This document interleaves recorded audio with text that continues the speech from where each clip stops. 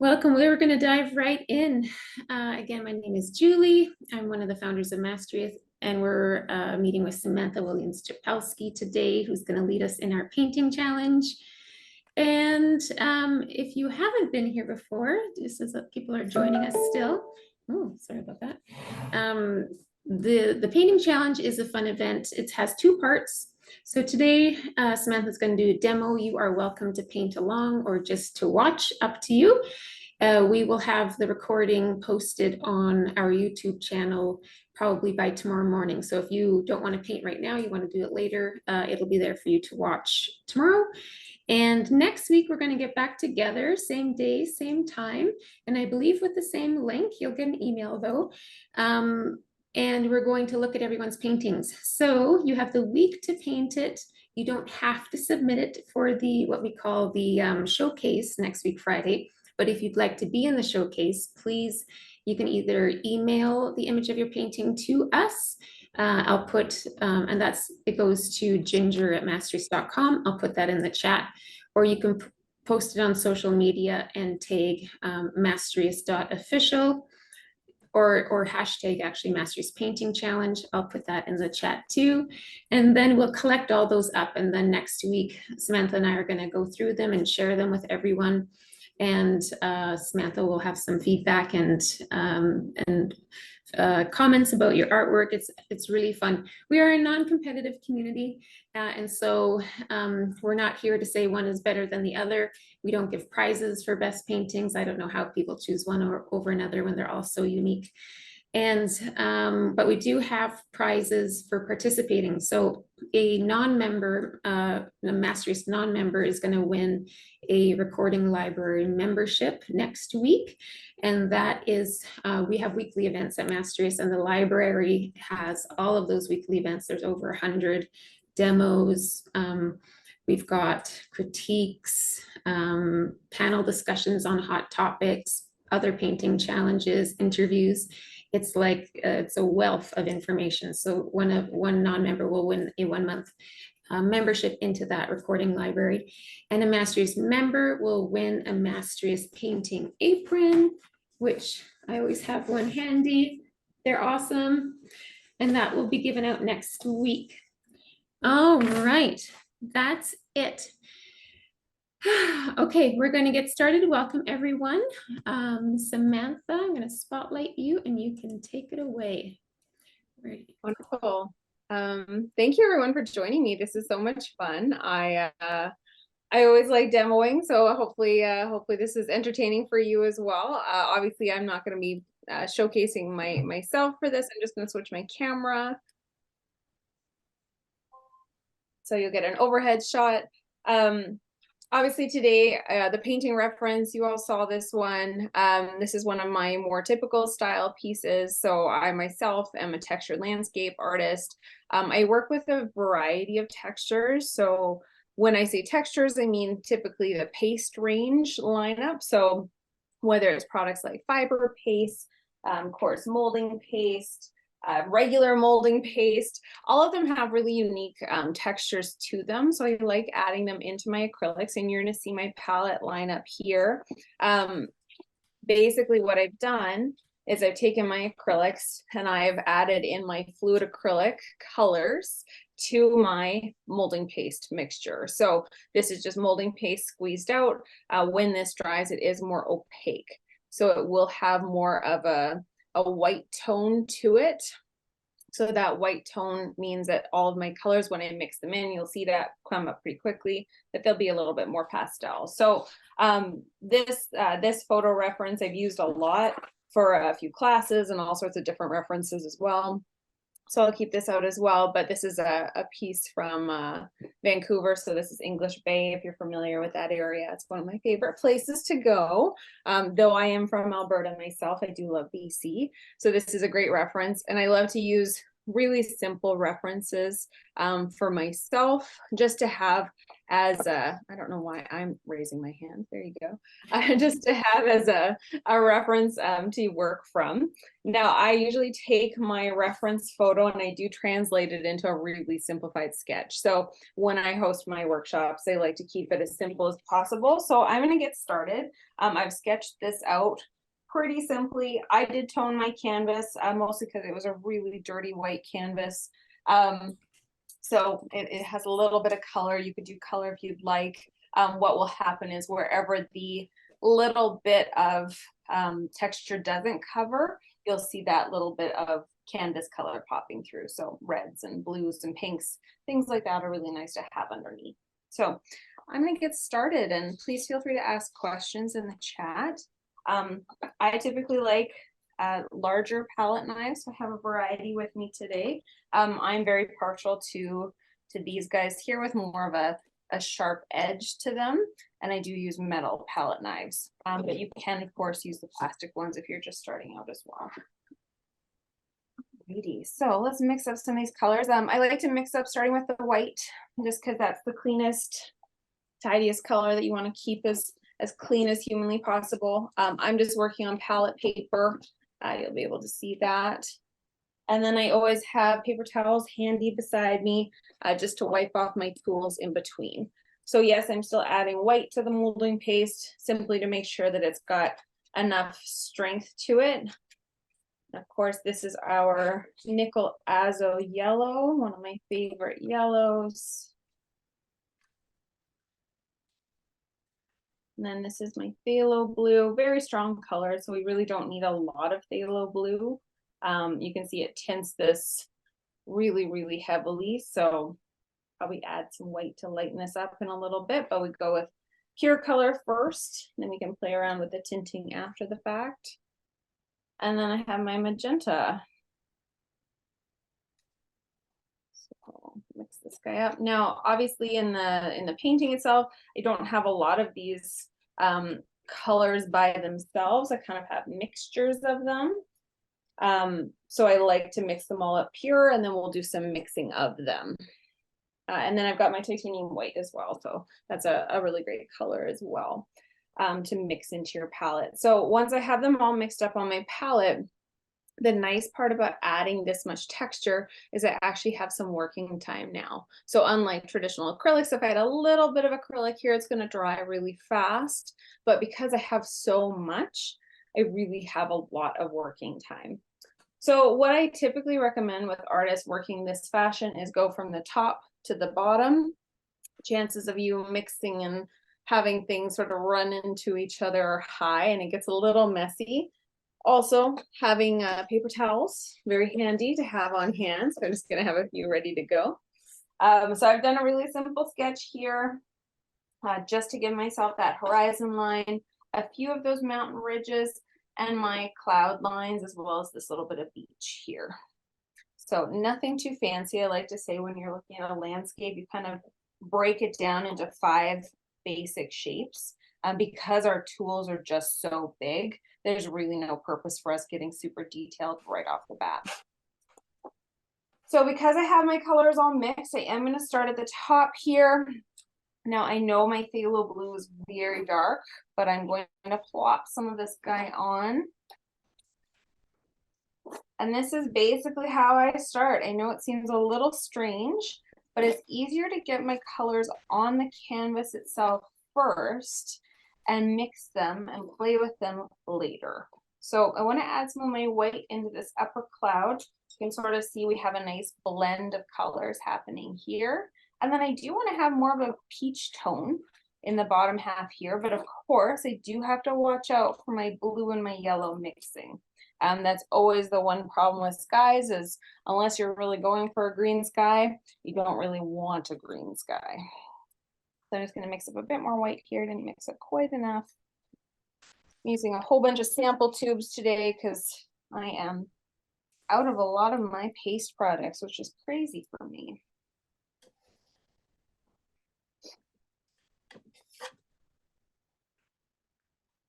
Again, a little bit more white here. And then of course, to help my transition in here from the dark blue into this sort of yellow peach tone, I do want to add a little bit of the red. Again, this is very strongly tinted, so we really don't need a ton. We're kind of just tinting our sky right now. So kind of how I start is the painting needs to look super ugly, super, super ugly right off the bat, just big chunks of color. And then we're going to play around with direction and movement and sort of creating that space. So I always think of it in terms of how do I want to create movement in my painting?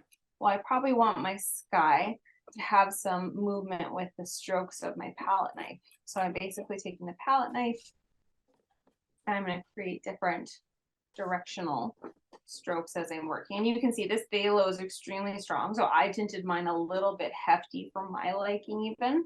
So I'll probably need to go back in here with a bit more white. You can see that even though I'm using a paste, which dries white, that phthalo is super strong. So it's always a caution whenever you're using phthalos, be careful of them because they're potent. I don't know if anybody's tried phthalo green, but it's a incredibly strong color. Beautiful, but incredibly strong.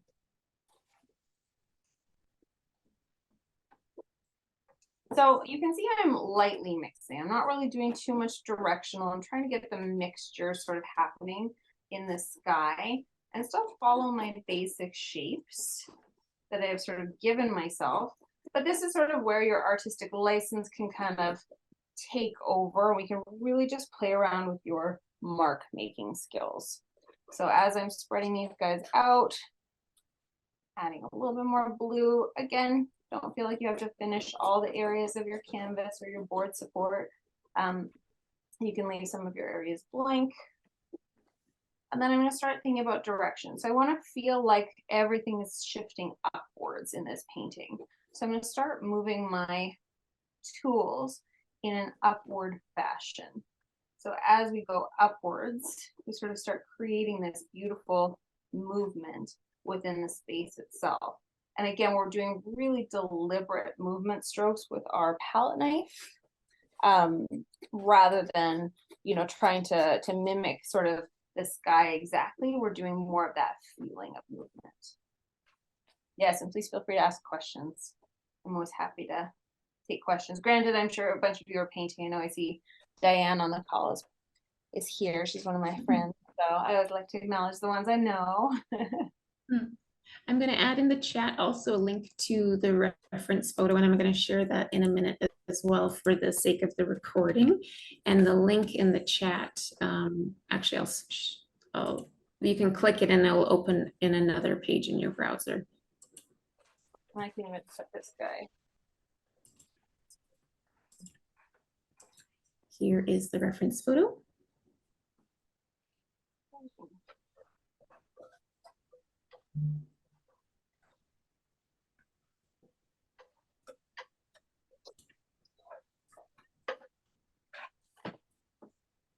So again, you know, as I'm working, I'm not really afraid to mix the colors together and sort of get variations of what we sort of started with, especially in the sky. I feel like the skies you can really play around. Clouds tend to be all sorts of different shades of colors, so you can really play around with all the different effects that you get.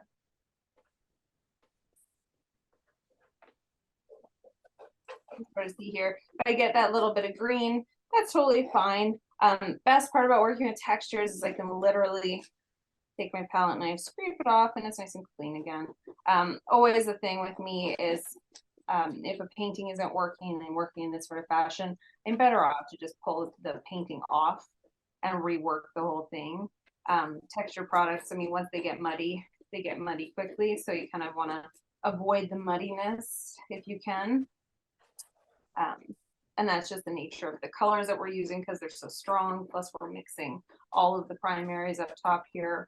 We're going to get some nice grays and some neutrals, but kind of have to watch out for some of those weird greens as well. Again, sort of playing with that directional movement. How do we create clouds?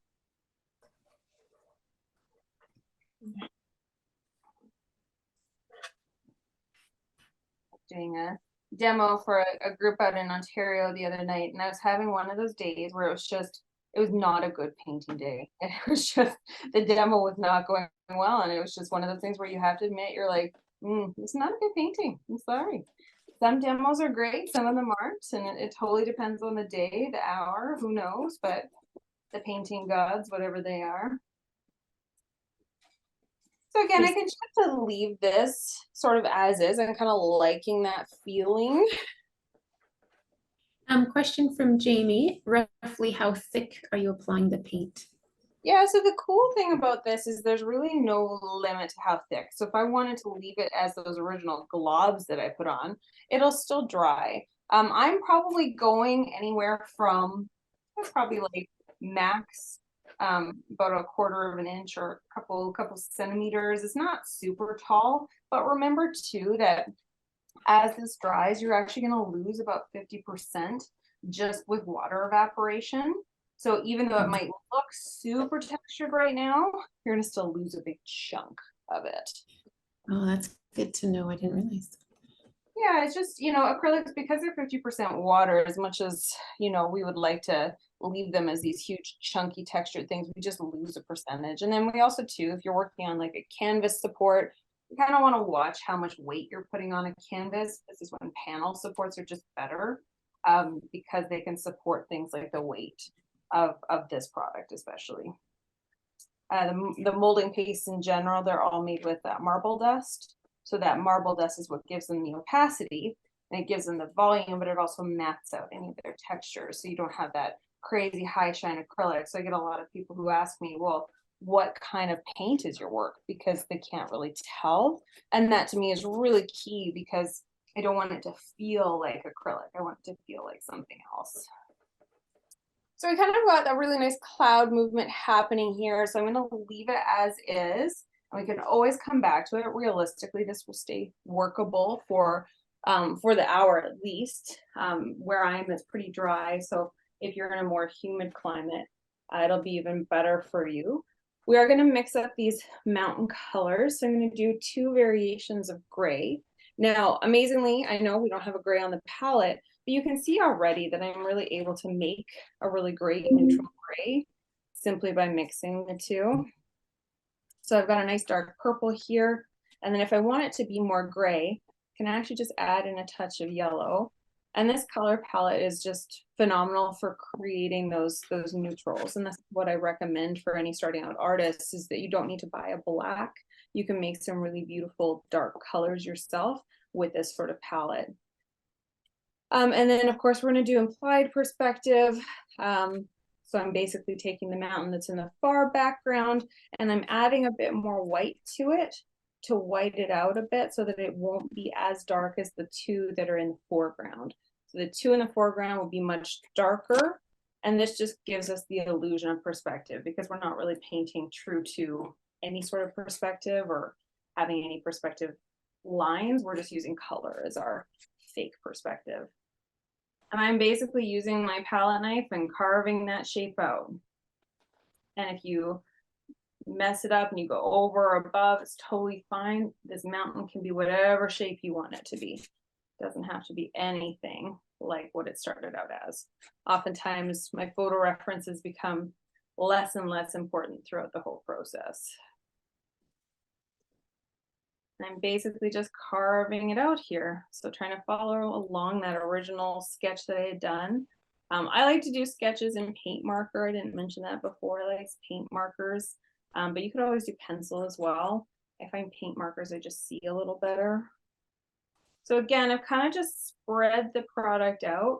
Now I'm going to think about creating a movement or an approach to the piece rather than it just being a blobby gray shape. So I am going to give a little bit more lightness to a bit of my gray, adding just a little bit more white here. And then I'm going to give myself some highlights. And I kind of like giving my mountains a little bit more of that really sharp edged feel. So I'm literally dragging my palette knife down across them.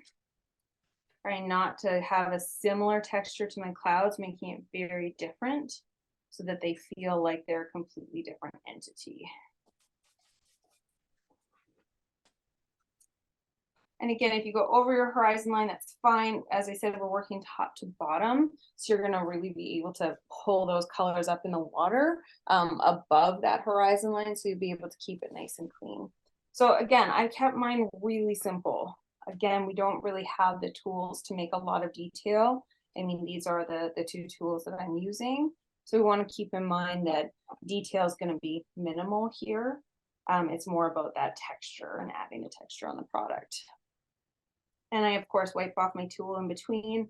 This is nice because you never need water for this approach to painting. So I'm always happy for that. So again, I'm going to go back in here and I've got two more mountain shapes in here, but I also have some water. Now the water in the piece that I did, I made it multiple colors because again, though in the photo reference, it looks more just a solid, flat, light color. It's nice to give it a little bit more definition. So I'm going to do the two dark shapes and then we're going to go in here with the water. So our dark, again, we're going to mix up that gray. So just our blue, our red, and a touch of yellow. Get a nice dark tone. Samantha, what kind of paint markers do you use? So the ones that I buy are these guys. So these are, what brand are you? I think these are Montana. Yeah, Montana. Montana markers. So they're just you can get them at art supply stores. So it's just Montana markers. They have just like a felt nib. They sort of look like a glorified Sharpie, but they're not a Sharpie. Never use Sharpies. They're nice because they're filled with acrylic. So I know that if I go over them with my acrylic, nothing bleeds through. So that's kind of the benefit of these guys. Cool. And I've tried a lot of paint markers and they seem to be the most successful for me. The Posca markers bleed through acrylics like nothing else for some reason. So I'm just going to fill in these two little mountain shapes here.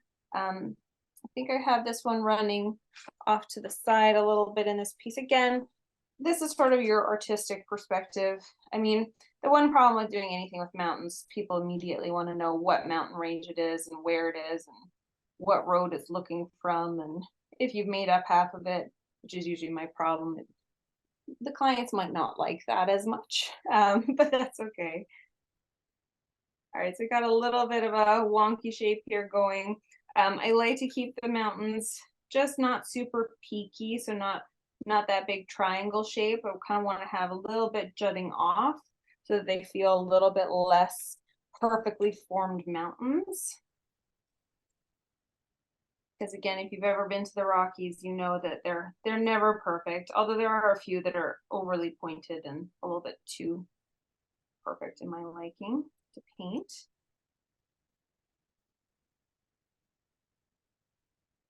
Again, I'm going quite dark with these guys because again, we're doing that implied perspective. So we're getting the idea that these mountains are further up than our one in the backdrop is. And if you get a little bit of bleed through from the other guys, it's totally fine. And keep whatever darks are on your palette. We'll need a little bit in that beach area as well. You can add some little highlights to these as well. Same idea, and it's really quite simple because we're working so small. And I know 12 by 12 doesn't seem small, but it's quite small with tools like this. You know, you can really add those little bits of highlight, but it just needs to be like a little mark here and there. It doesn't need to be a big deal. And again, I'm trying to keep that more rocky consistency, so feeling like stone rather than mimicking those sort of dabby marks in the sky. I know dabby is not a good thing in a lot of art terms. It's not an art term at all, but the idea being that these are more shards like. So we kind of got our land formations done here. So the bigger chunk here is going to be the water. So this is where you can kind of play. Now, I happen to have a ton of yellow here, so probably try to use the yellow that I have. And I'm going to white it out quite a bit. So I typically use titanium white for myself. It's just a little bit stronger of a white as opposed to zinc white. And it really can tint your paints quickly, which is quite nice. We're going to go with a nice bright yellow. We're going to tint it with a teeny bit of the pink. That crimson is strong, so I won't need a ton of it. And I'm going to start putting some of this on. So again, same idea here, but we're going to do a little bit of a different directional approach.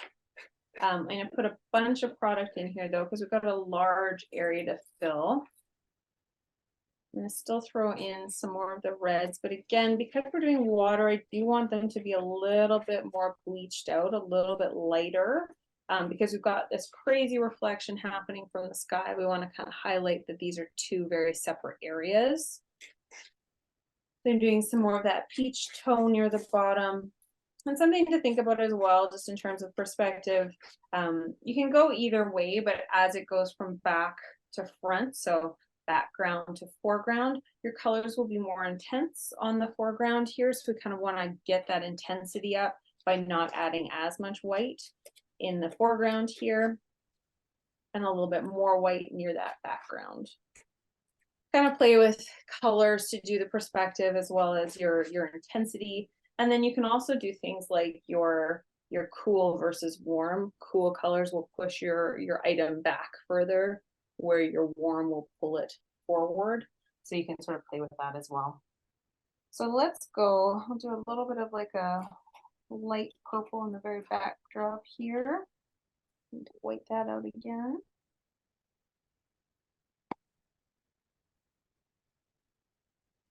For anyone who joined after we started, welcome. Just so you know, we'll be meeting again next week, Friday, same time. You'll get a link 2 hours before to join. It's our art showcase. So if you do the painting this week sometime and you want to participate, email it to ginger@mastrius.com or post it on social media with hashtag Mastrius Painting Challenge. I'll put that in the chat again. And then we're going to go through and share and celebrate everyone's artwork. What we love at Mastrius is seeing everyone's unique style and your voice. You are welcome to copy Samantha or do it your own way in your own medium, however you like.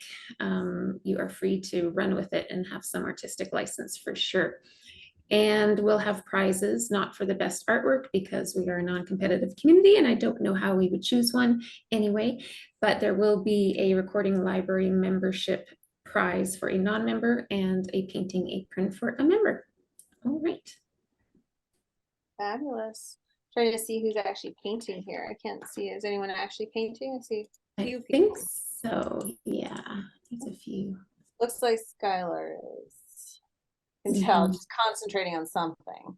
A few different layers happening. Again, kind of going back to that ugly painting phase. And you know, for all of us with painting, we really want to accept the fact that these are going to remain ugly for a while as we're working, and that's fine. It's really kind of the nature of the beast. And with textured products especially, I find that you get chunks like this, and this is sort of when I start my Instagram filming, because this is when it looks really interesting to me, that it actually transforms into something else. So what I did do is I put a little bit of the blue sort of in between those mountain ranges here. I added some of that purple, got my nice big chunks of yellow, and then I've got more of the intense colors further down. And again, I've just plopped those on with my palette knife. Now with the idea of the water, what I want to do is be able to pull the water different directions. So sort of how we were moving the clouds up, we were kind of creating this sweeping motion. And again, we'll go back in and touch them up too, but I want to get a very different feel to the water. And you can see with my waterways, I really have a lot of that directional movement helping me out with that. And then I do have the odd time that I'll pull it down. And that's just to bring you back into the piece. So kind of want to create variations within a painting of how the water sort of sits into this space. So we're going to start far back. And again, you know, as you're working, you can bring your palette knife right up to those other areas. If you pull some of the color in, that's totally fine. I find the texture products, if you get a ton on your tool, just wipe it off on your paper towel that you have handy, because then you just get everything nice and clean. But sometimes it's nice to have a little bit of blending happening as well. I don't blend to the extent that Julie does, but I like some.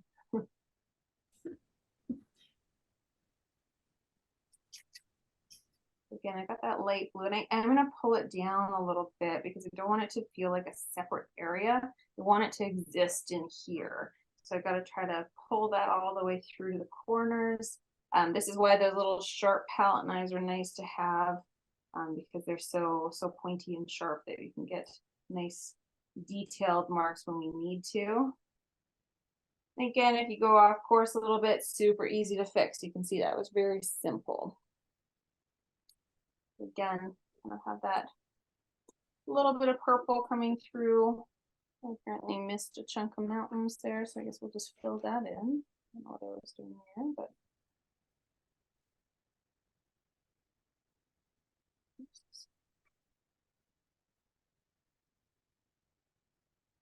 I typically use palette paper. So I got a question the other day, you know, from a student just saying, well, it's not super environmental to use palette paper as your palette.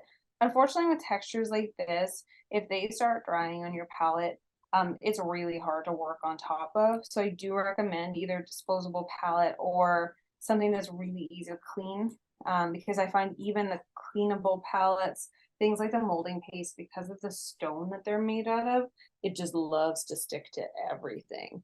So I like the palette paper simply because once it's done, I can just chuck it, it's finished. But you know, I understand it's not super environmental practice, but to be fair, acrylic painting isn't really known for being super environmental to begin with.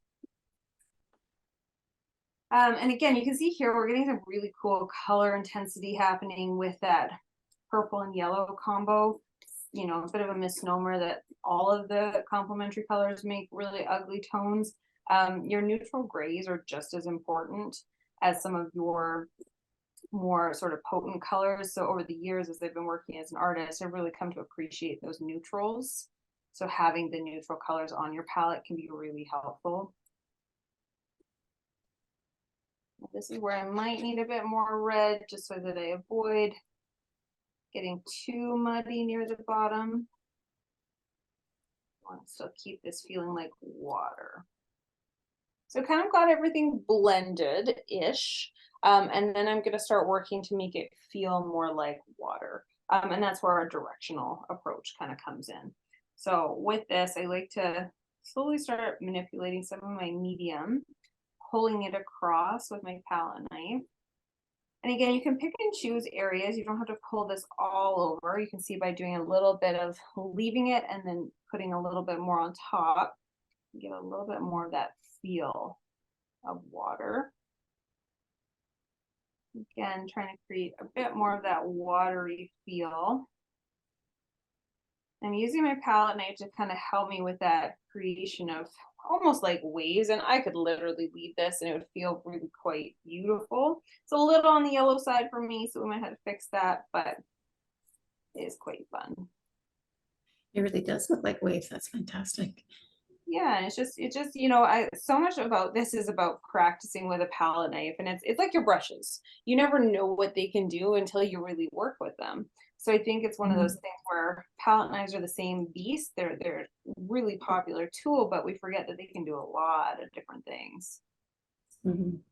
We are at 33 minutes in, just FYI. Fabulous, thank you. So again, we got kind of some nice movements happening here. This is where I want to sort of play around with that directional movement. And then I probably want to get some sort of highlight in here. Plus I have this crazy bright blue that is nowhere else. So probably put that back in. So I'm going to mix up a little bit more of that bright blue and pull it into a few other areas, because otherwise it looks very strange all by itself. The nice part about working with things like molding paste as well is that they really hover over top, so you don't have to always blend. You can choose to do one stroke of product and then leave it, and then you're able to really see that pop of color right on the surface. And this is all the confidence part that we were talking about. So being able to apply one stroke, leave it, you know, not manipulate it too much. And that all comes with practice.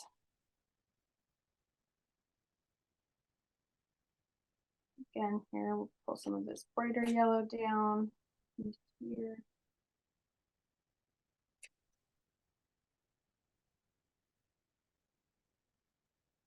And again, there's really no limits with texture thickness. So if I want this to be super textured, that's absolutely fine. So because I've gone so yellow in the ocean-y area, I'm going to add a little bit more blue. So I am going to have to mix up some more bright blue. So I'm just going to clean off a spot here. Push this stuff to the side. And if you do end up with a lot of leftovers, what I like to do is just have some like spare paper hanging out, and you can scrape your leftovers on the paper, and then you can always paint on top of them later, and they become sort of a really interesting history of textures to work on top of. So again, just mixing up a little bit more of that bright blue. You might have a whole bunch of that hanging out still, but I'm gonna add a bit more of that just to sort of give my watery feel back.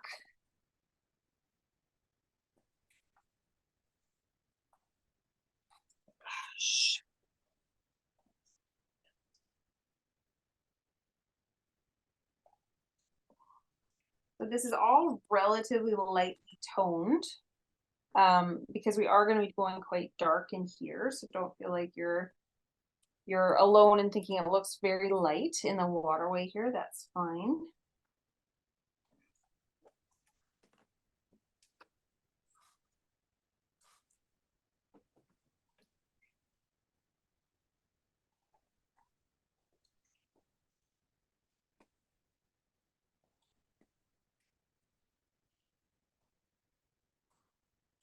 Again, just sort of playing around with how does this look like water? Where do I need to add? Where do I need to take away?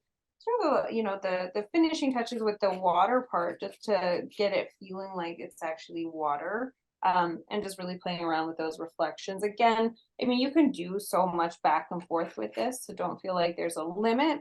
I just always like to say too is usually only know you've gone too far when you're 10 steps ahead of where you should have been. Or you've just gone way too far and you wrecked it, which happens to me quite often, so. I always find it reassuring to hear when other artists ruin paintings often. I was just looking at my stats. I have to do 10 square foot pieces, and there are 4 duds so far. I'm not even done yet. To be fair, I'm in that show with you too, and I've had 0 successes so far, and I've done 3, and I'm like, what? Oh, good, we're having one of those times. So yes, I understand. It's a reality though. Like we can't expect ourselves to produce perfect every time. It doesn't really work that way. Absolutely. We got really quite bright yellow. You know, I'm gonna go with it. It is what it is. You know, it's not super blue like the original was, but I'm good with it. It's kind of interesting, and I'm gonna kind of play around with that. Now you can of course always carve back into these as well. So because I have that really beautiful bright pink underneath, you can see I can carve back in and get a little bit of that bright pink popping through as well, which is pretty fun. And it's another reason why I sort of always tone a canvas, just in case you have those moments where something needs to pop through. But I think what we're going to do is move on to a little bit of beach part, just to make sure we get that beach part in, and then we'll finish up the whole piece as a whole, just to get it to feel concrete. Now, of course, we want this to be pretty dark, this last little chunk. So again, what I would recommend is doing that combination of your blue and your red. Now, if you find that isn't even dark enough, it's not quite as dark as your darkest tone, you could always add some more phthalo blue to that as well. I might have to add some more red because I'm almost out of my red here. So again, I'm using fluid acrylics. I find they're the strongest and you need the least of them. But totally up to you. You can use heavy body as well. Heavy bodies just like the ones from the tube. The biggest, best investment I can ever recommend to anyone is a paint crimper, because art supplies are expensive. If you don't have a paint crimper, please get one. It makes all the difference in the world. So I've got a really nice dark tone here. I'm going to add in my beach area. And again, we're going to need to make a variation of this. We need one darker, one lighter, just so that we have some delineation between the foreground and sort of that background area.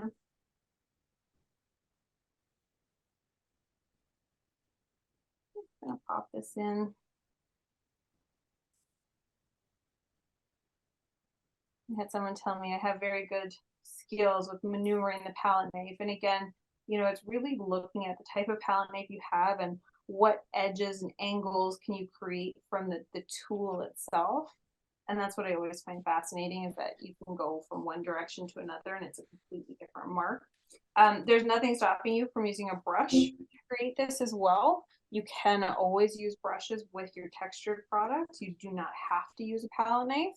The only thing that I would say is that with your brushes, typically where the brush hairs meet the ferrule, so that sort of glue point, that's where a lot of your acrylic can end up sort of sitting. You just really need to clean out your tools in between. You can always use a brush to create this as well.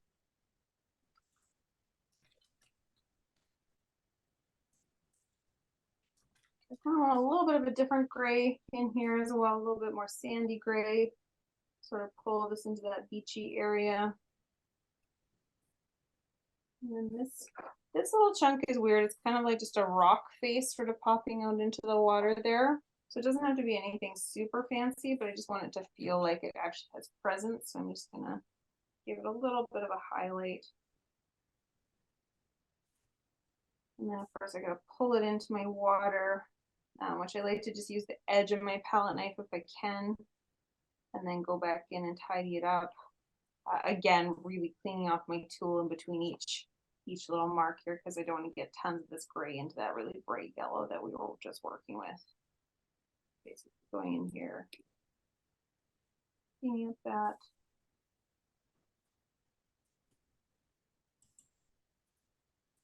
I was watching one of these demos on YouTube. You had one of them posted, and the artist was just like, oh my God, I have 1 minute. And I was just like, oh my God, so stressful. I think that was, I don't remember whose it was, but it was quite funny. I never feel stressed until the very end though, so I get it. Yeah, 1 hour is not quite long enough for me, but you still have 20 minutes, so you're good. Yeah. So again, just sort of working with those sharp edges here. I'm trying to make this feel like they're rocks rather than, you know, just a chunk of whatever that is. So I'm going to add a little bit more of the product to the top, carve it out a little bit.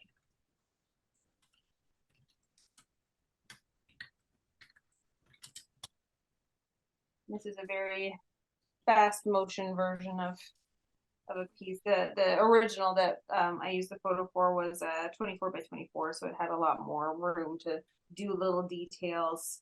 Obviously with smaller pieces you kind of lose some of that ability to do the detail work, so you're kind of fighting a little bit uphill with that. Now I'm trying to pull those edges to give them a little bit sharper feel, so I definitely need to do that one as well. So I'm just going to pick up a little bit of my dark and try to get that a nice edge as well.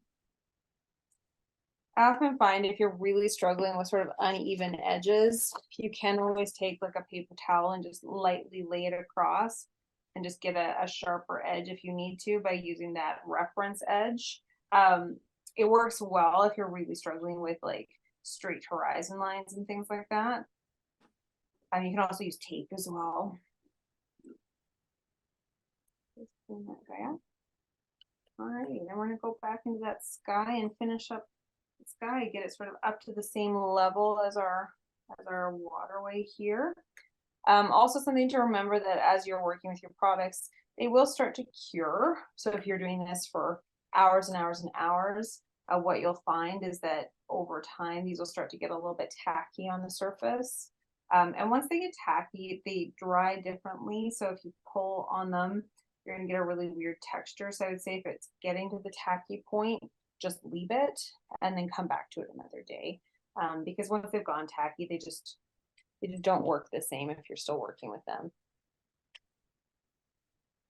So again, need a little bit more of this white color here.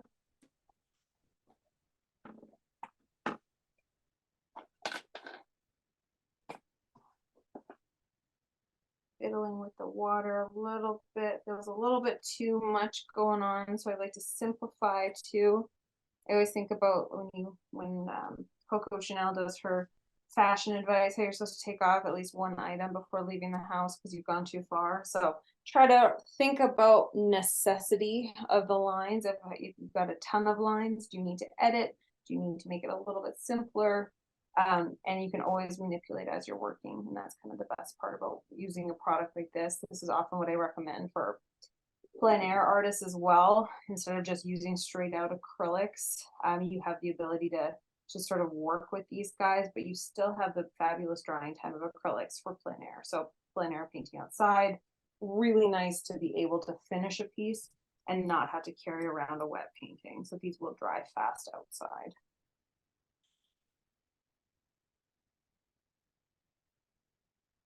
So again, simplified a little bit. I quite like how that's feeling there. So now we're going to go back up into the sky. Now the sky is still very workable. All of this is still wet.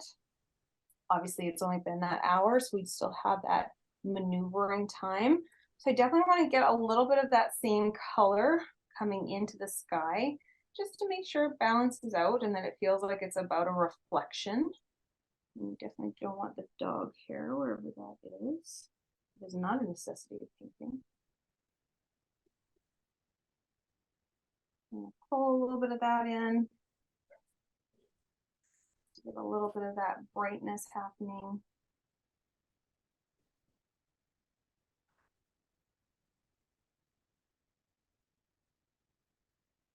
Again, we're going to look in here as well and say, okay, where do we need to simplify? Where do we need it to feel more like there's clouds? So don't be afraid of playing around with this. If you're happy with it, obviously just leave it.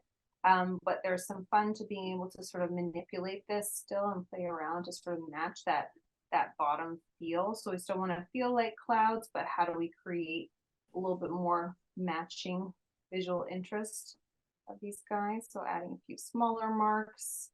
I always like to think of the concept of like general to specific too. So do the big areas first and then start getting more specific about your marks near the end.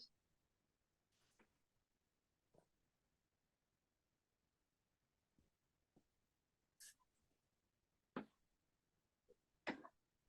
just love the combination of these colors together. You get these really sort of beautiful earthy tones. And nickel azo yellow is always a color I recommend if you're an oil or watercolor or acrylic. It's a really good mixing yellow.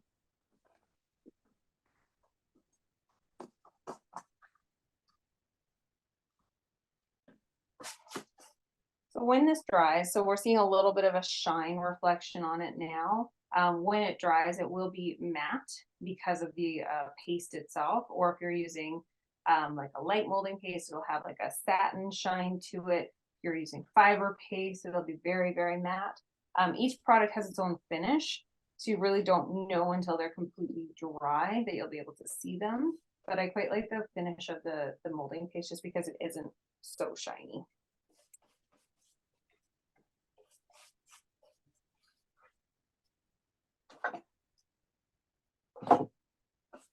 Again here, sort of playing with that dark pulling in. I might try to pull a few more little purple strokes up here since I have a bit of time. Let's add a little bit more purple in here so it doesn't feel super stormy.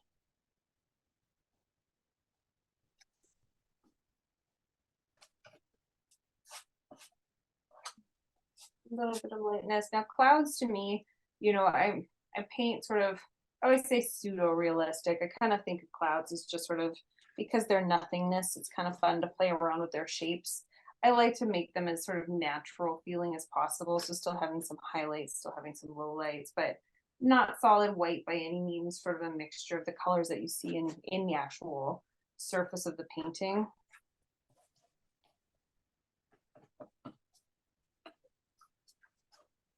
You can see I'm able to just layer colors on top, and this is where the, again, that confidence part, you know, it needs a little dab of something. Don't be afraid to just leave it. And it's one of the hardest things to do, to not go back in there and play around with it 8 million times, but you don't have to.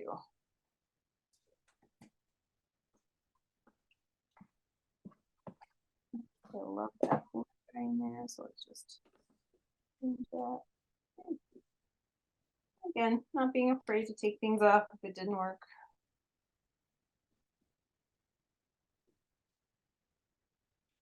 I think I want just a nice pop of color here. We're getting a little too green for my liking, so let's do something a little brighter here.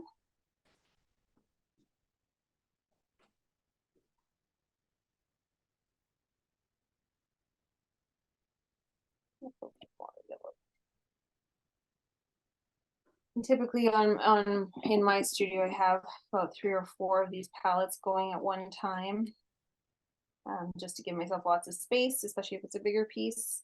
And my tools, if you go larger, I always suggest not keeping the same tools, just upsizing your tools. So just to keep that same feeling.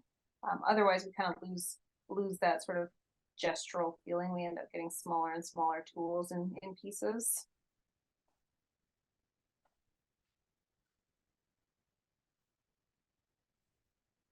Now looking at the mountains, just sort of seeing how I did my other one, it definitely pulls up a little bit. So let's just add a little bit more mountain to pull that up. And again, whether or not it's there is irrelevant. It's not necessary. Just pull that right up a little bit. This off.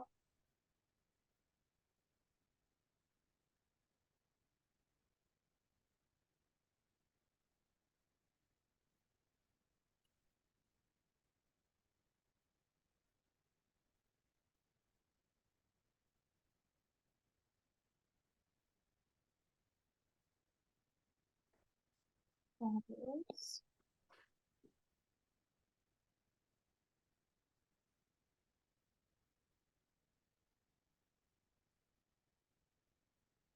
I go through a lot of paper towels whenever I'm working. And then when I'm sort of getting to the end stage here, what I start to do is I just double check with some of the textures. If you have really like sharp edges poking out, just wear them down a little bit, or smush them down a little bit.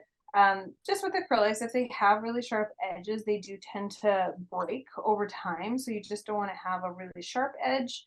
You can have as much texture as you'd like. You just don't want to have any sort of peaks, like icing peaks or anything like that, because then it just tends to fall off over time.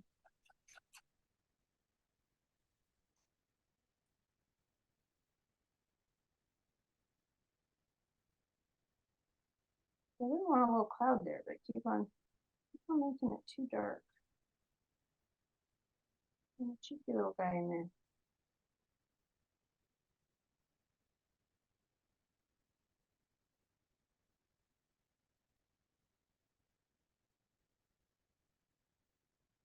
And then also as you're working, you can wrap your textures around the edge. I don't really recommend it just because it makes your painting so fuzzy on the edges. But what I do like to do is drag my palette knife down on the edges just to get rid of any of that leftover texture. Because again, if you're transporting these over time, that little bit of leftover texture can just break off, and you just don't want that for any client who receives your piece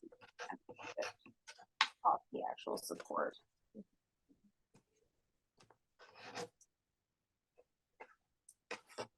So drying time with this guy, because of the amount of paint I use, probably a few days. Acrylics tend to lie to you. They'll seem dry, but then if you were to say go back in and play around with this, it'll sort of tear the surface. And that's the nature of acrylics.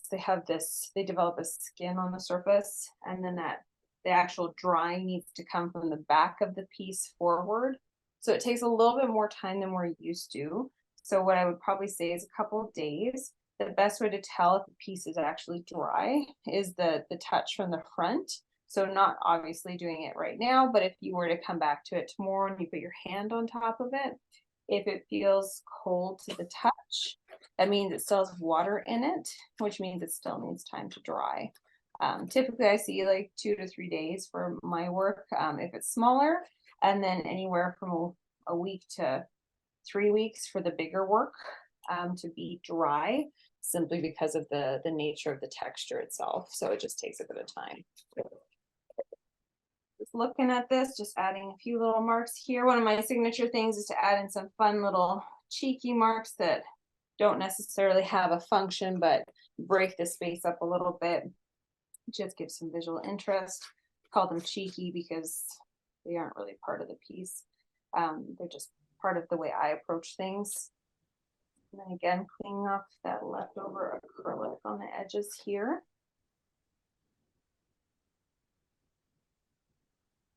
Looking so beautiful. Yeah, it turned out okay considering my weird things happening here. It's I'll make it work. It's all right.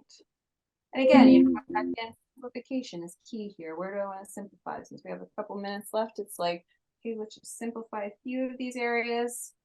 Again, I find if I start getting, you know, if I have a bit of time, I start playing around with little marks and little dabby things. And the minute you start doing that, you know you're overdone. So simplify. Diana's wondering, do you varnish these eventually? So it's a great question. You can choose to varnish with, it really depends. So if you're with like a commercial gallery that says you have to varnish everything that you produce, then obviously varnish them. But if you are creating work with high quality acrylic products, you know, the paintings themselves are going in artist level spaces. So they're going into someone's home. They're not being directly in front of like a open window or anything like that. You don't have to. Varnishing is always a choice. It's not a requirement. So I would say if you're using good quality, so Golden is really good quality products. If you're using Golden across the board, I would say you're fine to not varnish. If you choose to varnish, just remember that it can affect the overall look of the piece. So it will either matte it out or shine it up more, and that just really depends on what varnish you choose. So just be conscious of that and pick accordingly. And Jamie's wondering how you sign this when you're done. Yeah, there's a few options. Like I could literally go in here and I have a mechanical pencil that I could go into the texture itself and just do a quick little SWC if I wanted to. Or you could literally, because it's so small, sign on the edge. Totally depends on where you normally put your signatures. If my pieces are small, the signatures usually go on the edge, or maybe if I can fit them in the corner. But I just put my initials, so it's just that SWC. I've learned over the years that you want to keep it as simple as humanly possible. So we'll do an SWC in this case.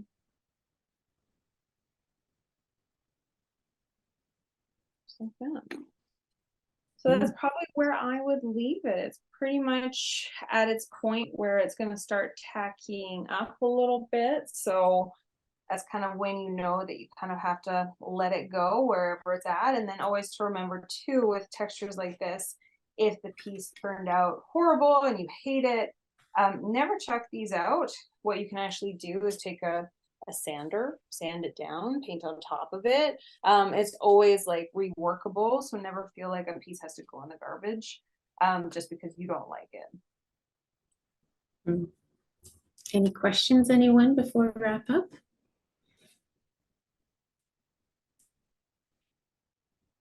Just a reminder, we'll meet again next week.